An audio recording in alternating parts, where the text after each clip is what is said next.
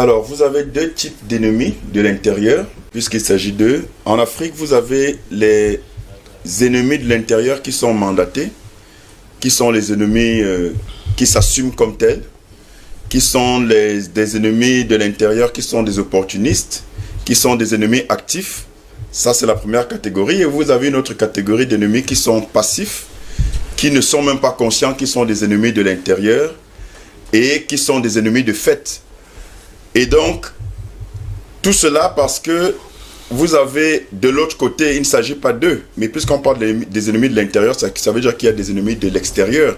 Vous avez de l'autre côté l'Occident, puisqu'il faut bien le nommer, qui, comme l'a dit Parfait, a suffisamment maintenu dans ses géoles idéologiques, physiques, spirituelles et culturelles l'Afrique, qu'il a paupérisé depuis le temps, au moins 7 à 8 siècles aujourd'hui, jusqu'à la néocolonisation que nous vivons encore. Nous avons donc les ennemis de l'extérieur, mais nous avons également les ennemis de l'intérieur. Et je dois dire que les ennemis de l'intérieur sont plus dangereux, plus pernicieux que les ennemis de l'extérieur.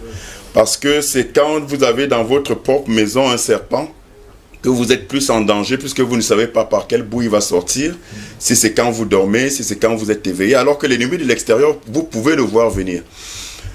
Et quand vous regardez, vous lisez, vous consultez le livre de Machiavel, Le Prince, il indique très bien, un livre qui a été écrit au XVIe siècle, il indique très bien que quand un royaume veut conquérir ou maintenir en possession un autre royaume ou une autre principauté, à défaut de s'y installer et donc de déplacer ses troupes et donc ses sbires, ce qui est coûteux, il est préférable de trouver des relais dans ces royaumes à conquérir ou à maintenir en captivité pour que ce soit non seulement moins coûteux mais plus efficace. Ça veut dire trouver des gens sur place qui sont du royaume conquis ou maintenu en dépendance, en captivité, de sorte que ceux qui sont conquis de ce royaume-là, ces populations-là, ne se rendent pas compte de façon trop brutale qu'il y a un étranger qui en réalité est devenu leur nouveau maître. Et il l'explique très bien. Il continue d'ailleurs en disant que dans un gouvernement normal, tout État doit s'assurer qu'il est riche et que les populations sont restées pauvres. Ça, c'est Machiavel. Alors, ça veut dire que il y a deux catégories d'individus qui constituent ces ennemis de l'intérieur. Il y a ceux qui savent ce qu'ils font. Ça veut dire ceux qui reçoivent leurs injonctions, leurs ordres de l'extérieur, leurs ordres directement de l'extérieur. Oui. Et ceux qui bénéficient de ces ordres-là, directement ou indirectement. Alors, vous avez, quand vous regardez, quand vous consultez l'histoire et les pseudo-indépendances et un peu avant, vous regardez l'attitude en fait de ceux qui ont été les précurseurs de ces pseudo-indépendances-là. Quand vous prenons 2 ou 3 cas, vous regardez le cas du Congo-Brazzaville, pour faire la différence avec la RDC. Vous avez le premier président congolais qui était un homme d'église, Philbert Youlou, qui, lorsque on lui a appris qu'il fallait il était impératif qu'il trouve un hymne national et un drapeau, il était carrément courroucé. Il a dit aux Français qu'il est inadmissible qu'il ait un autre hymne que l'hymne français, que la Marseillaise. Et il a insisté pour que le drapeau français, donc tricolore, bleu, blanc, rouge, reste le drapeau du Congo-Brazzaville. Vous avez Bokassa, en Centrafrique, qui appelait la reine d'Angleterre maman. Bon, allez savoir, entre leucoderme et un mélanoderme, où est le lien filial. Et il appelait de Gaulle... par respect. Oui, le respect, c'était plus par soumission servile. Et vous avez également le général de Gaulle qui l'appelait papa. Donc, vous avez des hérésies comme ça qui montrent bien que ça commence par la tête. Quand vous avez des prétendus dirigeants qui sont eux-mêmes en fait des larbins de l'Occident, c'est les premiers ennemis visibles de l'intérieur.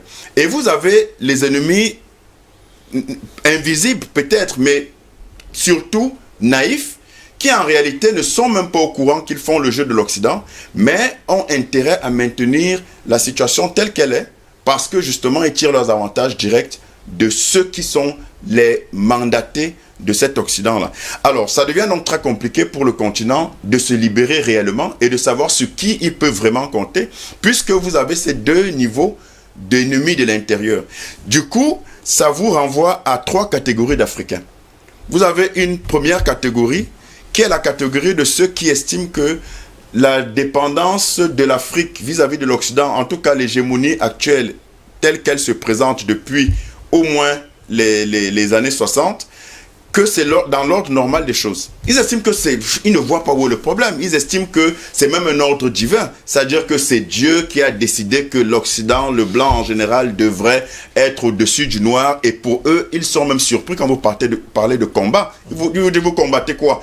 Mais le blanc, c'est le blanc. On va seulement faire. Et c'est même un honneur pour eux de se soumettre. Ça, c'est la première catégorie. Une catégorie qui est peut-être pas la plus dangereuse parce qu'elle est visible. C'est-à-dire que c'est des gens qui, on les voit, ils le disent, ils s'offusquent de ce qu'on parle de délivrer l'Afrique. Ils disent délivrer l'Afrique de quoi? Qu'est-ce qu'on serait sans l'Occident?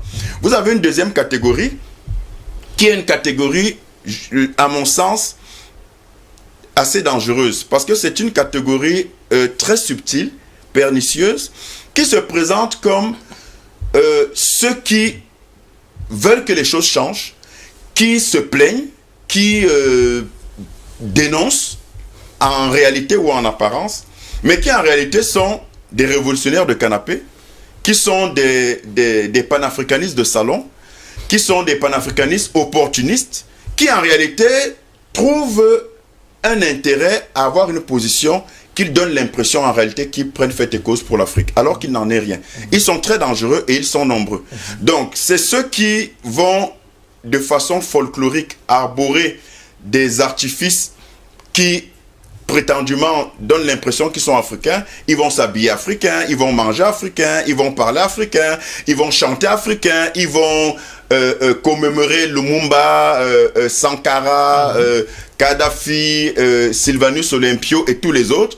Mais au fond, ce sont ce que Jésus appelait dans la Bible des tombeaux blanchis. Ils sont de l'extérieur, c'est des panafricanistes, mais en réalité, ils sont dangereux parce que c'est des opportunistes qui sont prêts à faire le jeu de tout ce qui se présentera comme occasion qui permettent leur intérêt personnel. Et enfin, heureusement, vous avez une dernière catégorie, la plus infime, la plus rare, je ne dirais pas en voie de disparition, mais qui a intérêt à tenir le coup parce que l'adversité est forte, aussi bien de l'extérieur que de l'intérieur, pire encore de l'intérieur. C'est les véritables Africains qui sont prêts à payer le prix du sacrifice, parfois au péril même de leur vie, et qui ont des convictions contre vents et marées, qui sont prêts à renoncer à toutes sortes de sirènes, de corruption, d'avantages, d'intimidation, parce qu'ils ont l'Afrique dans leur cœur.